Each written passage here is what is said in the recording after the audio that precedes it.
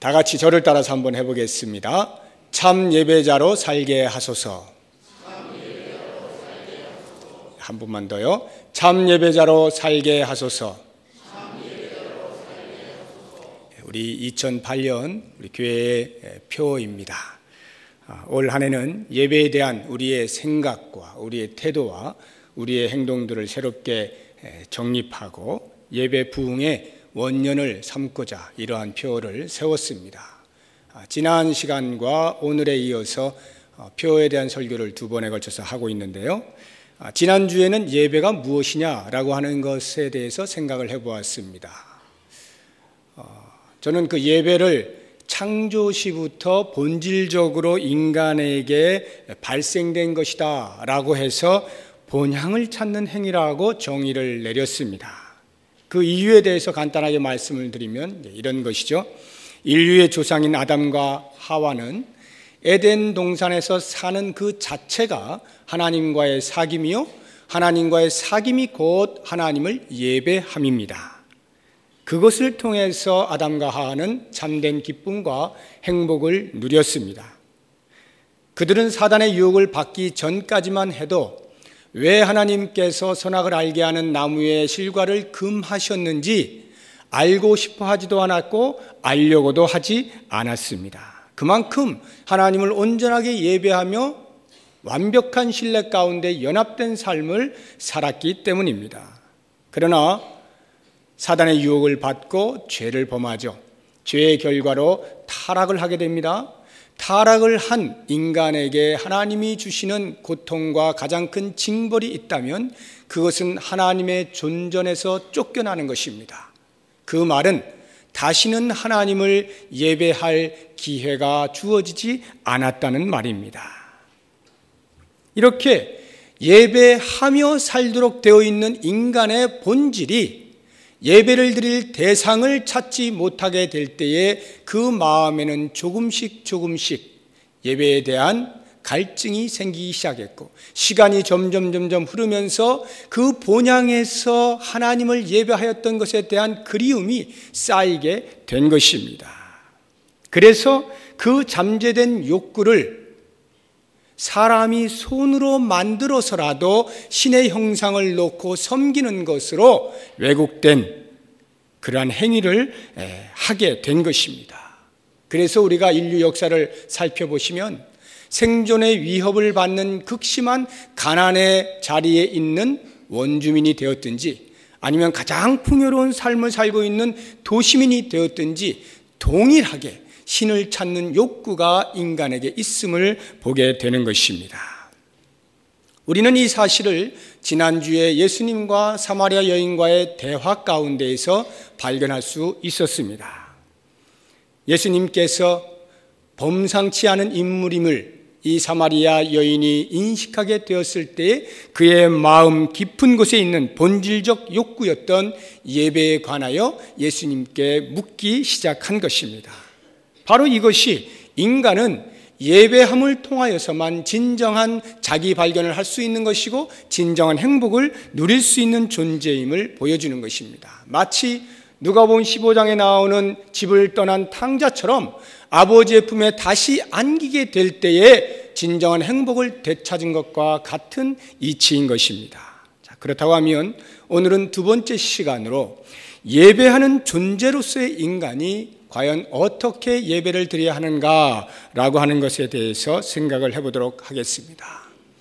어떻게라고 하는 말은 예배의 방법이나 방식을 말하는 것이 아니라 예배의 태도를 말하는 것입니다. 다시 말하면 어떤 형식으로 예배할 것이냐가 아니라 어떠한 태도로 예배할 것인가, 이것이 오늘 우리가 생각해 볼 내용입니다. 이것을 알아보기 전에 먼저 다시 한번 예수님과 이 여인과의 대화의 내용을 간략하게 정리해 보면 이렇습니다. 예수님께서 물 한 잔으로 이 여인과 접촉점을 만드셨습니다. 그 접촉점을 계기로 해서 한 단계 더 나아가 영원히 목마르지 아니하는 샘물, 즉 당신 스스로를 그 여인에게 소개를 해 주셨습니다. 그러나 이 여인은 그것을 깨닫지 못하죠. 그래서 단지 다시는 우물에 와서 물을 길지 않아도 되는 그런 어떤 신비한 물을 가지고 있나 보다 생각을 해서 예수님께 당장에 그런 물 있으면 저에게 주세요. 다시는 이렇게 왔다 갔다 하고 싶지 않습니다. 이렇게 대답을 하죠. 바로 그때 예수님께서 전혀 엉뚱하게 가서 내 남편을 데려오라 이렇게 요청을 하신 것입니다. 이러한 논리의 단절을 시도하신 이유는 여인의 마음 깊은 곳에 숨겨져 있던 예배에 대한 본질적인 갈증을 끄집어내기 위함이었습니다. 결국 여인은 그 갈증을 예수님께 토해내지 않습니까? 20절을 보시면 우리 조상들은 이 산에서 예배하였는데 당신들의 말은 예배할 곳이 예루살렘에 있다 하더이다. 자, 이렇게 이제 본질로 접근이 되었습니다. 그래서 예배라고 하는 진짜 예수님이 말씀하시고 싶으신 주제로 지금 접근이 되었는데 이 여인이 예배에 대하여 첫 말문을 연 내용이 무엇이냐면 예배를 어디서 드려야 하느냐라고 하는 장소의 문제를 꺼집어냈습니다. 이것은 이 여인이 평소부터 예배를 어디에서 드리는 것이 옳은가에 대한 궁금증이 컸다라고 하는 것을 우리에게 알려주고 있습니다. 사마리아인들은 자기들만 가지고 있는 구약 성경이 있어요. 그걸 사마리아 오경이라고 하는데 거기 보면은 예배를 제사를 어디서 드려야 하느냐면 그리심산이라고 하는 곳에서 드리도록 되어 있습니다. 그리심산이 어디냐면 이 사마리아가 중부 지역이라고 했죠. 그 중부 지역 중심에 그리심산이라고 하는 산이 있어요. 거기에서 예배를 드리도록 되어 있는 것입니다. 실제로 그 바벨론 왕국이 멸망을 하고 그 다음으로 일어난 그 메데 바사 페르시아 왕국이 일어났을 때 흥왕했을 때에 이 사마리아인들은 그 그리심산에다가 성전을 짓고 거기서 이제 제사 의식을 해왔습니다. 그러다가 BC 128년경에 그것이 파괴가 되었는데 파괴된 이후에도 계속해서 그들은 그곳에서 예배할 곳이다 라고 생각을 하고 계속 예배를 드려왔습니다. 그에 반하여서 유다 사람들은 그리심산이 아니라 남유다인 예루살렘이 예배할 곳이다 라고 이렇게 주장을 하고 거기서 계속 예배를 드렸어요. 신명기서를 보면은 그곳에서 예배하며 그곳에서 예배하며 그곳에서 예배하며 계속 그곳이 나오는데 그곳을 이 유다 사람들은 이스라엘로 그 예루살렘으로 해석을 한 것입니다. 그래서 유다 사람들은 예루살렘에서 예배를 드리고 사마리아 사람들은 그리심산에서 예배를 드리고 있었던 것입니다. 사마리아 여인이 예배에 대한 궁금증 가운데서 가장 먼저 장소를 언급한 것은 바로 이러한 이유 때문이었어요. 계속해서 유대인들과 이 사마리아인들 사이에 장소의 문제, 예배의 장소의 문제를 가지고 종교적인 분쟁이 일어나고 있었기 때문이죠. 자, 그런데 그러한 궁금증과는 달리 예수님의 대답은 의외였습니다. 21절을 보시면 예수께서 이르시되 여자여 내 말을 믿으라. 이 산에서도 말고 예루살렘에서도 말고 너희가 아버지께 예배할 때가 이르리라. 예수님의 말씀은 예배가 장소의 문제가 아니라 때의 문제다라고 생각의 전환을 시켜주신 것입니다. 예수님께서 장소를 거부하신 데에는 그만한 이유가 있어요. 이스라엘 백성들은 이 장소를 종종 우상화하곤 하였기 때문입니다. 그들은 광야 40년의 삶 가운데 언제나 성막과 함께 생활을 했습니다. 그 성막 속에는 성소를 지어놓지 않았습니까? 그리고 성소도 성소와 지성소로 구별을 해가지고 그 지성소에다가 하나님의 법궤, 언약궤를 안치하였죠. 그리고는 그 위에 하나님께서 앉아 계신다라고 믿고 있었습니다. 그래서 언약궤를 덮는 그 덮개, 뚜껑을 시은좌 또는 시은소 또는 속죄소 이렇게 부른다라고 말씀을 드렸죠. 하나님께서 그곳에 앉아서 영광을 받으시고 죄를 사하시고 은혜를 베푸신다. 그렇게 이스라엘 민족을 다스린다라고 믿고 있었던 것입니다. 물론 이들은 그들 마음대로 정해서 그렇게 믿은 것이 아니라 하나님께서 그렇다라고 말씀을 하셨고 그대로 이행을 하고 있었던 것입니다. 그러나 문제는 그들은 하나님께서 왜 성막을 만들게 하셨고 왜 언약궤를 지성소 안에 두게 하셨는지 그 진의를 놓쳤습니다. 레위기 26장 11절 이하를 보시면 하나님께서 성막을 제정하신 목적을 이렇게 말씀하고 있습니다. 내가 내 성막을 너희 중에 세우리니 내 마음이 너희를 싫어하지 아니할 것이며 나는 너희 중에 행하여 너희의 하나님이 되고 너희는 내 백성이 될 것이니라. 성막, 언약궤 또는 언약궤의 덮개인 시은좌, 이러한 것들은 하나님께서 언제나 그들과 함께 하신다라고 하는 사실과 하나님과 이스라엘은 왕과 백성과의 관계임을 그들로 잊지 않게 하기 위한 상징으로 존재하는 것이었습니다.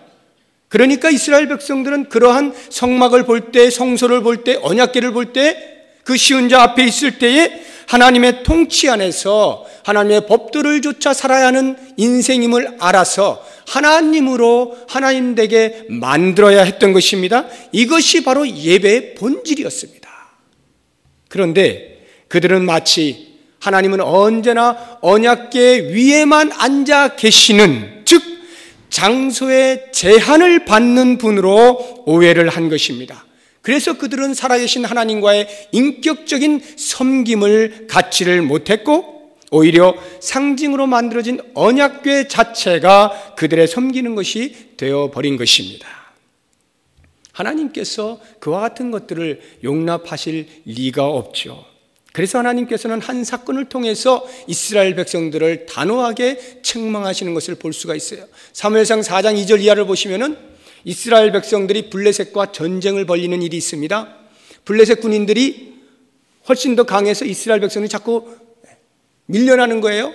자꾸 패합니다. 그래서 할 수 없이 이스라엘 장로들이 명하여서 야, 안 되겠다, 법궤 가져와라 해서 하나님의 언약궤를 가져오게 합니다. 왜냐하면 하나님은 전쟁에 능하신 분이기 때문에 그 전쟁에 능하신 분이 계시면 블레셋 군인들은 아무것도 아니다, 이렇게 생각을 한 것입니다. 그걸 믿은 거예요. 실제로 하나님은 전쟁에 능하신 분이기 때문에 얼마든지 가능한 이야기였습니다. 그러나 결과는 참패였고요, 참패였을 뿐만 아니라 그 믿었던 언약궤마저 블레셋 군인들의 손에 의하여 빼앗김을 당하였습니다. 실체인 하나님을 의지한 것이 아니라 상징인 언약궤를 의지한 결과인 것입니다. 장소를 우상화한 이스라엘 백성들이 얼마나 어리석은가라고 하는 것을 깨우쳐 주시기 위해서 하나님께서는 당신의 이름이 그 이방인들에 의하여 조롱을 받고 이 땅에 떨어지는 수모를 감수하시면서까지도 아무런 행동을 하지 않으셨던 것입니다. 이러한 역사적인 교훈이 있음에도 불구하고 이스라엘 백성들은 시간마다 계속하여서 장소를 가지고 문제를 삼았고, 이렇게 유대인과 사마리아인들은 어느 장소가 더 옳은 것이냐라고 하는 것으로 문제를 삼고 있었던 것입니다.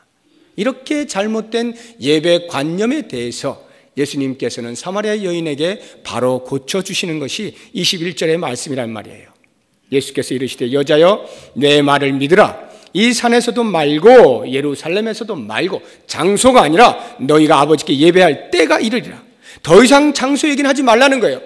장소를 중요하게 생각하는 것, 그것은 너희고 하나님은 그것에 아무런 관심이 없으시다, 이렇게 말씀하시는 거예요. 그리고 오직 아버지께 예배할 때가 온다라고 해서 때의 문제를 알려주시는데, 이 때에 관하여 더 자세히 말씀해 주신 것이 23절 말씀입니다.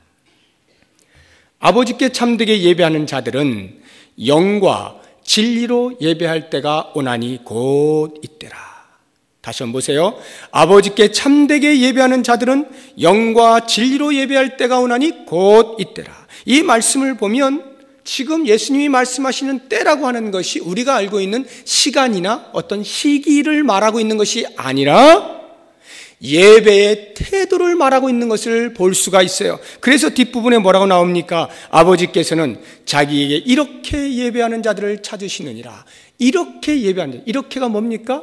영과 진리로 예배하는 자들을 찾으신다 말씀하시는 거예요. 그리고는 그 이유에 대해서 24절에서 설명을 하고 있어요. 하나님은 영이시니 예배하는 자가 영과 진리로 예배해야 한다는 것이죠. 우리가 왜 영과 진리로 예배하는가? 그것은 하나님이 영이시기 때문에 그렇다는 거예요. 영과 영만이 교통을 할 수 있다는 것입니다. 영으로 예배하지 아니하는 모든 예배에 대하여 하나님은 받지도 않으시고 받으실 수도 없으셔요. 왜냐하면 하나님은 영이시기 때문에 그렇습니다. 우리가 앞에서 예배가 장소에 관한 문제가 아니라고 할 때 그 말은 단순히 장소가 필요 없는 것이다 이런 말이 아니라 그 장소가 우상이 되는 것에 대한 거부라고 하는 것을 아셨을 것입니다. 무슨 말이냐면 장소를 우상화하는 예배에 대한 잘못된 태도, 영으로 드리지 아니하고 눈에 보이는 가시적인 것으로 드려지는 예배, 이러한 것에 대하여 문제를 삼으신 것입니다. 구약 성경을 보시면 대부분의 선지자들의 입을 통해서 하나님께서는 이렇게 제사를 드릴 때, 예배를 드릴 때 잘못된 태도를 가지고 드리는 것들에 대하여 계속하여서 꾸짖고 있는 것을 볼 수가 있습니다. 그 대표적인 구절을 한 구절만 같이 한번 찾아보도록 하겠습니다. 이사야서 1장을 한번 찾아보십시오. 구약 성경 968쪽입니다.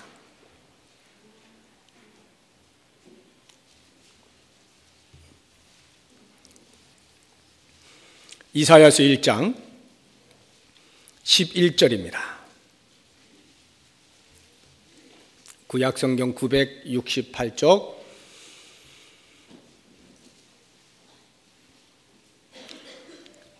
평소에 성경 많이 읽으세요. 이 새로운 성경책이라 잘 안 넘어가실 겁니다. 이게 종이가 그러니까 자꾸 넘기셔야 이렇게 손에 익을 수가 있는데 평소에 많이 읽으시기 바랍니다. 이사야서 1장 11절에서 14절까지 말씀 찾으셨으면 다 같이 한 목소리로 읽어보겠습니다. 시작. 여호와께서 말씀하시되 너희의 무수한 재물이 내게 무엇이 유익하뇨? 나는 수량의 번제와 살진 짐승의 기름에 배불렀고 나는 수송아지나 어린 양이나 숫염소의 피를 기뻐하지 아니하노라. 너희가 내 앞에 보이러 오니 이것을 누가 너희에게 요구하였느냐? 내 마당만 밟을 뿐이니라.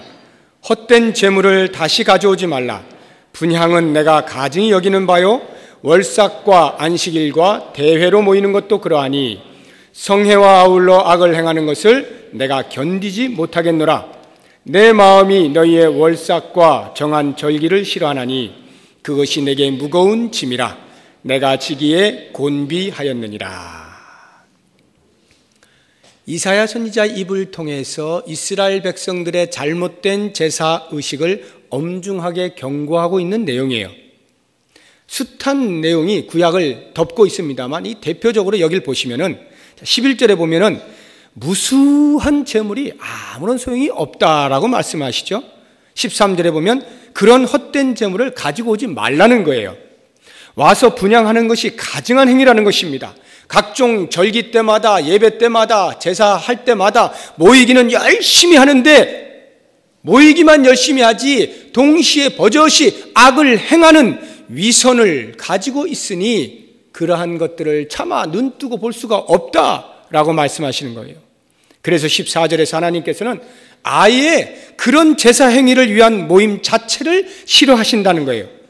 모여있는 그들을 보기만 해도 피곤하고 보기 싫고 역겹다는 것이죠. 놀라운 것은 그러한 하나님의 마음을 아는지 모르는지 이스라엘 백성들은 아랑곳하지 아니한 채 성막 안에서 각종 의식을 행하느라 분주한 것입니다. 짐승의 피를 내고 짐승을 태워 죽이는 그러한 행위들로 정신이 없었어요. 하나님께서 진노하신 이유가 바로 거기에 있어요. 12절에 보시면 누가 그런 요식적인 행위들을 요구했느냐라고 반문을 하고 계시는 것입니다. 마음은 콩밭에 가 있는데 몸만 여기에 와가지고 눈도장만 찍는 형식적인 제사, 마당만 밟고 있을 뿐 하나님의 마음에는 전혀 관심이 없는 모독적인 제사 행위에 대해서 하나님께서는 결코 용납하지 않으시겠다는 단호한 입장인 것입니다.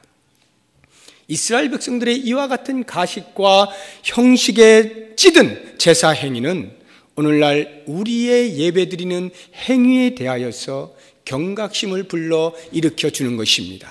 그리고 영으로 드리는 예배가 과연 어떻게 드리는 것이냐라고 하는 것을 반증해 주고 있는 것입니다. 이 말씀들을 통해서 우리가 볼 때 한 두 가지 정도를 생각해 볼 수 있는데, 영으로 드리는 예배란 첫째로 모든 형식주의를 탈피해야 되는 것을 알 수가 있습니다. 우리나라는 주일마다 많은 인구가 이동을 하죠. 산으로 들로 놀러 나가는 인구가 많아서도 그렇지만 자그마치 대략 20%가 되는 인구가 주일 아침만 되면 예배당으로 쏟아져 나오는 것입니다. 만약에 위에서 이렇게 한눈에 그러한 광경을 볼 수만 있다면 상당히 장관일 것이라는 생각이 듭니다. 옷을 깨끗하게 차려입고 손에 성경책을 들고 예배당에 들어서는 그 모습들을 한번 상상해 보십시오. 그렇게 해서 들어서서 예배당에 착석을 하면 앞에 서 있는 목사가 종을 땡땡 치고 예배를 시작하는 신호를 줍니다. 그러면 찬양대에서 반주를 쫙 하고 송영을 해요. 그렇게 아름답게 시작된 예배는 마지막 축도가 끝나고 다시 찬양대 송영이 나오면서 완벽하고 깔끔하게 예배가 마쳐지는 것입니다.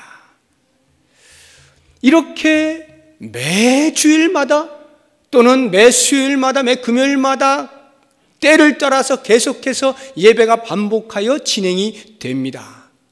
이렇게 되어지는 예배 가운데서 우리가 놓치지 말아야 하는 가장 중요한 것이 있다면 그것은 바로 형식주의를 피해야 한다는 거예요.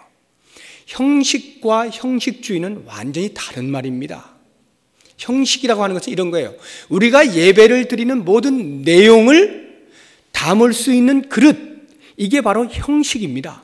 형식이 없으면 내용을 담지 못해요. 그러니까 예배하는 행위가 없어집니다. 그러니까 반드시 형식이 있어요. 어떠한 형태이든지 형식은 있게 마련이에요. 그 형식 속에 우리의 예배의 내용을 담는 것이거든요. 그래서 형식은 필요한 것인데, 형식주의란 뭐냐? 형식만이 있으면 다 된다라고 생각하는 것이 형식주의예요.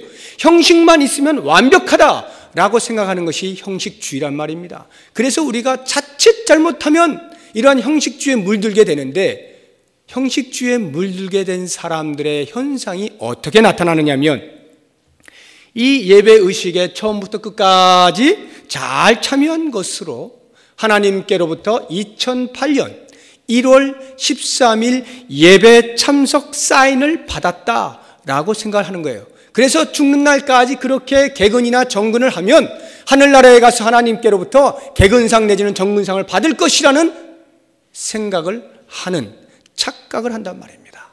왜 이것이 착각이냐? 하나님께서는 우리의 육체가 예배를 드리는 그 장소에 있는 것만으로 사인을 해주시는 분이 아니에요. 왜냐하면 하나님이 영이시기 때문에, 우리가 만약 아무리 그 자리에 있어도 영으로 예배하지 아니하는 한에 있어서는 하나님의 결제가 안 나가요. 객은 도장이 안 찍힌단 말입니다. 그래서 우리는 찬양을 부를 때 하나님을 영으로 노래해야 한다는 거예요. 아무 생각 없이 여기는 저 어디 가 있고 입에서만 찬양이 나오는 것은 하나님이 안 받으신다는 거예요. 아무리 음악적 기교가 뛰어나다 할지라도 안 받으셔요. 영으로 노래하는 찬양을 하나님이 받으시는 겁니다. 아무리 미사여구가 뛰어난 그러한 기도를 한다 할지라도 영으로 하나님을 향하여 기도하지 않는 기도는 올라가지를 않는 것입니다. 아무리 하나님의 영으로 선포되어지는 말씀이라 할지라도 우리가 영으로 반응하지 아니하면 그 말씀은 다 땅에 떨어져 버리는 거예요. 길가에 떨어진 씨앗이 되어버리고 마는 것입니다. 영으로 반응할 수 있어야 하는 거예요. 우리 속에서 계시는 성령께서 가장 활발하게 활동할 수 있도록 내 육체를 제어하고 내 육체를 내려놓는 그런 영으로 드려지는 예배 가운데 하나님이 임재하시고 그 예배를 영광 받으시는 것입니다. 그래서 우리가 예배의 스타일 가지고 예배의 형식 가지고 왈가불가하는 것은 별 의미가 없어요. 요즘 많이 회자되고 있는 예배 스타일이 우리가 이렇게 지금 드리고 있는 이런 예배를 전통 예배라고 해요. 전통 예배란 옛부터 쭉 전통적으로 내려온 예배다 해서 전통 예배라고 쉽게 이야기를 해요. 최근에 뭐 밴드며 드럼이며 저 신디며 막 이렇게 음악 팍 쨍쨍쨍쨍 하면서 이렇게 하는 그런 예배 있잖아요. 우리 오후에 이렇게 하듯이 하는 그런 걸 그냥 편히 불러서 열린 예배라 그래요. 그래서 전통 예배와 열린 예배를 놓고 아주 치열합니다. 그 전통 예배 그 형식에 찌들어가지고 거기서 무슨 하나님께서 예배를 받으시겠느냐 하고 열린 예배를 주장하는 사람들이 막 소리를 냅니다.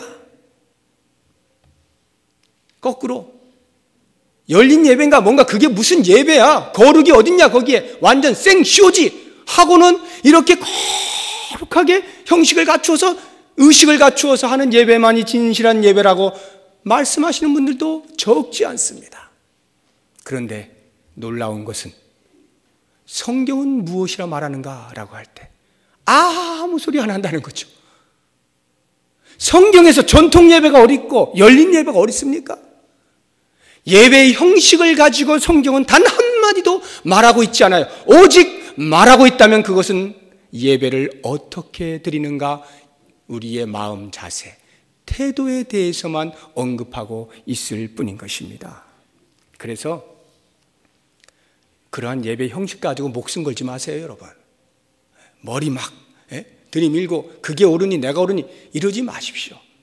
중요한 게 뭐예요?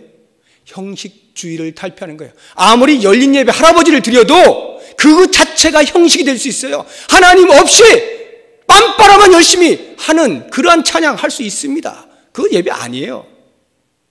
아무리 거룩한 척하고 앉아 있어도 내 마음이 하나님을 향하여 있지 아니하면 이렇게 전통 예배도 헛수고입니다. 중요한 것은 어떠한 모양으로 어떠한 방식으로가 아니라 어떤 태도로 어떠한 마음가짐으로 드리고 있느냐, 여기에 핵심이 있는 거예요. 그래서 우리의 예배는 반드시 영으로 드려지는 예배여야 하는 것입니다. 두 번째로 영으로 드리는 예배라는 말은 우리의 내면에서부터 예배자로서의 태도를 갖추는 것을 말합니다. 우리의 내면에서부터. 만약에 예를 들어서 우리가 대통령과 만찬을 하는 어떤 그런 기회가 있었다라고 한다면 여러분 어떻게 하십니까? 뭐 100일 기도 들어가십니까? 그런 거 안 하시죠? 옷을 뭐 입고 가야 되나? 대통령께서 뭐 양복 입고 오시나? 거기에 맞춰서 입어야 될 텐데 옷 준비하는 거고요. 혹시 거기 가서 내가 말 실수하지 않기 위해서 어투 좀 연습 좀 하고요. 좀 고상하게 말하는 법 좀 연습하고요. 혹시 식사를 할 때 매너 없이 또 하면 이것도 창피당하니까 좀 매너도 좀 배우고요. 뭐 이런 준비하지 않겠습니까? 그리고 뭐 하고 싶은 말 있으면 좀 준비했다가 이제 말하는 것이고요. 이렇게 외적인 것을 신경 쓰게 마련이에요. 왜냐하면 대통령이 내 마음 들여다보지 않거든요. 내 마음이, 너 마음이 왜 그래? 하고 평가하지 않거든요. 그냥 적당한 그 시간 속에서 예의만 갖추고 만나주면 되는 것입니다. 그러나 만왕의 왕이 되시는 우리 하나님은 그렇지가 않아요. 하나님은 우리의 외면을 보는 것이 아니라 우리의 중심을 보셔요. 왜냐하면 하나님이 영이시기 때문에 그렇습니다. 그래서 우리는 하나님을 만나러 나올 때, 하나님께 예배하러 나올 때는 우리의 껍데기만 차려입어서 나오는 것이 아니라 우리의 내면을 준비하고 나와야 되는 거예요. 어떠한 내면을 원하십니까? 정결한 내면을 원하시는 거예요. 깨끗한 내면을 원하신다는 말입니다. 그래서 우리는 평소에 성령을 쫓아 사는 거룩과 순수를 지켜 나갈 수 있어야 돼요. 마치 신랑을 맞이하는 그 단정한 신부처럼 우리의 내면을 깨끗이 하면서 설레이는 마음으로 주님을 만나러 나와야 하는 것입니다. 물론 하나님께서는 우리가 어떠한 모습으로 나오든지 당연히 맞아 주십니다. 아무리 찢기고 상한 마음으로 나온다 할지라도 절대로 외면하는 법이 없으십니다. 만약 외면한다면 그것은 그 찢기고 상한 심령이 세파에 의해서 너무나 힘들어가지고 그렇게 억압된 마음, 그것이 아닌 내 자의대로 죄를 마구 짓는 그러한 상한 심령으로 나올 때는 하나님이 안 받으시죠. 그러나 인간이 연약해서 환경이 너무나 고통스러워서 견디지 못하여 찢기고 상한 심령으로 이렇게 나오는 것을 하나님이 외면치는 않으셔요. 그러나 그렇게 우리가 나온다 할지라도, 그래서 우리가 우리의 내면을 정결하게 하고 청결하게 하고 깨끗이 하고 할 만한 시간적 여유를 갖지 못했다 할지라도, 그래서 그렇게 나올 때라도 여전히 하나님께서는 우리를 받으시는 거니까 라고 떳떳하게 권리 주장을 하듯이 그렇게 나오는 것은 아닙니다. 우리는 평소에 우리의 내면을 갈고 닦는 그러한 삶을 살아야 되는 거예요. 서로 그렇게 하지 못했을 때 나올 때에는 마치 세리가 성전에 머리를 숙이고 주여 저는 죄인입니다 라고 하면서 주의 은총과 자비를 구하는 것과 같은 그러한 겸손의 마음으로 예배 자리에 나오는 것입니다. 그래서 그 상한 심령을 받으시느냐 안 받으시냐는 우리의 문제가 아니라 하나님의 문제예요.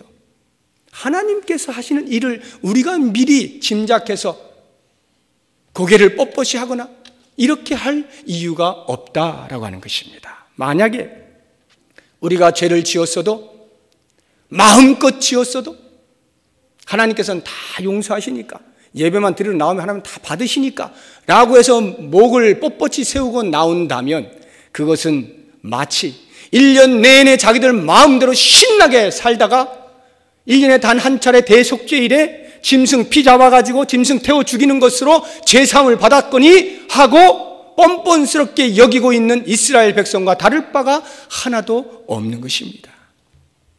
그렇기 때문에 우리들은 예배하는 자로서 참 예배자로서 평소에 우리의 삶을 정결하게 유지해야 하는 것입니다. 만약에 여러분들이 그러한 기회를 갖지 못하신 채로 예배에 나올 때는 아주 짧은 시간이라 할지라도 그 짧은 시간에조차도 내 영혼을 두드리고 주여 나의 이상한 영을 용서하여 주옵소서, 이 범죄한 영혼을 용서하여 주옵소서, 간절한 통회하는 심령으로 기도를 하는 겁니다. 주여 받으시옵소서, 용서하여 주옵소서, 더 정결히 살지 못한 것을 용서하여 주옵소서. 이렇게 계속하여 예배자로서 부끄럽지 아니한 정결을 유지해야 하는 것입니다. 사랑하는 여러분, 그렇다고 겁먹지 마십시오. 우리들의 마음속에는요, 한 사람 예외 없이 다 성령을 모시고 살고 있습니다. 성령을 모셨다라고 하는 것은 우리 안에 계신 그 성령께서 우리가 하나님을 온전히 예배할 수 있도록, 하나님을 영으로 예배할 수 있도록 도우신다는 말입니다. 그 성령을 의지하면서 예배드리는 것, 그것이 바로 영으로 예배한다는 말이에요. 여러분, 한번 주보를 한번 보시겠어요? 주보를 보시면은 안면을 한번 보십시오. 안쪽 면에 가운데 보시면은 거기에 보면 참 예배자로 살게 하소서 표가 크게 써 있죠. 그리고 그 밑에 보시면 말씀, 찬양, 기도, 결단, 이렇게 네 가지가 나오는데 이게 뭐냐면 예배의 핵심 가치들이에요.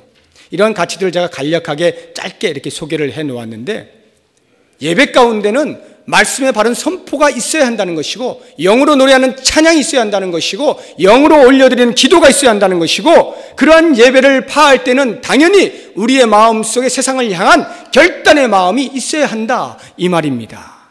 그래서 이제 2008년에 우리 교회는 말씀의 바른 선포가 있을 것을 소망하고, 그렇게 말씀의 바른 선포가 있어질 때에 그곳에서 영육 간의 치유와 회복이 일어나는 역사가 일어나기를 바랍니다. 영감 있는 찬양을 통해서 하나님의 왕되심을 외치고 거룩하신 영광스러운 하나님의 임재를 체험할 수 있기를 소망합니다. 간절하고 진실한 기도를 통해서 살아계신 하나님과의 친밀한 교통의 맛을 누리실 수 있기를 바랍니다. 그리고 예배를 드릴 때마다 단순한 감동을 넘어서 내 몫에 태인 십자가를 지기로 결단을 하면서 세상을 향하여 나아갈 수 있기를 바랍니다. 이것이 바로 참 예배자로서의 삶의 모습인 것입니다. 이와 같은 예배자의 내용을 담는 그릇이 무엇이냐라고 할 때, 그러한 그릇으로 제가 지난해부터 계속해서 여러분들에게 강조하고 있는 것이 예배 10분 일찍 나오세요, 이겁니다. 예배 10분 일찍 나오면 모든 것이 다 사해진다는 그런 뜻이 아닙니다. 예배 10분 일찍 나오면 모든 것이 다 오케이, 그런 뜻이 아니라 적어도 하나님 앞에 정직한 영으로, 깨끗한 영으로 드려지는 예배를 위하여서 집에서부터 적어도 10분 전이라고 하는 인식을 하는 그 자체가 하나님께 예배하는 자의 준비된 마음이라는 것입니다.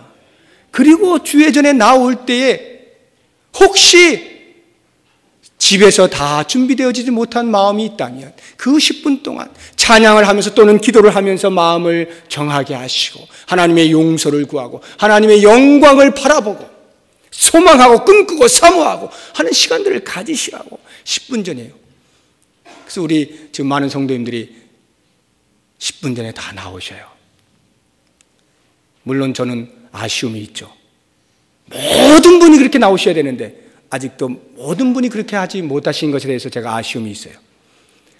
어찌하든지 올 한 해는 완전히 뿌리를 내려서 정착을 해서 아예 우리 교회는 10분 전부터 모여서 하나님을 노래하고 하나님께 예배하는 준비를 철저히 한다라고 하는 그러한 인식과 습관을 딱 드릴 수 있길 바랍니다. 그리고 한 가지만 더 제가 부탁을 드리면 여기 계신 분들 가운데 많은 분들이 주일 오전 예배 한 번 딱 드리시죠. 일주일에 한 번만 해도 많지 뭘 그래 라고 생각하시는 분 계십니까? 2주일에 한 번 나오시는 것보다는 낫죠. 그러나 우리 교회가 공식적으로 드리는 예배는 주일 오전 오후, 수요일 금요일 새벽 이렇게 있어요. 모두 다 100% 나올 수 없다 할지라도 적어도 이러한 공예배만큼은 최선을 다해서 나오고자 하는 열정을 품어주십사 부탁하는 겁니다. 모든 공예배 적극적으로 참여하고자 하는 좀 속에서부터의 요청을 좀 들으시고 반응을 좀 해달라는 거예요. 그래서 좀 수요일도 좀 나오시고 금요일도 나오시고 기도하시고 우리 교회가 2008년은 어찌하든지 예배로 부흥하고 예배의 원이 되어져서 우리의 평생의 삶이 예배하는 자인 것을 분명히 깨닫고 예배로 성공하고 우리 인생도 승리할 수 있는 귀한 2008년 한 해 우리 모든 성도님들 되시기를 예수님의 이름으로 축원합니다. 기도하겠습니다.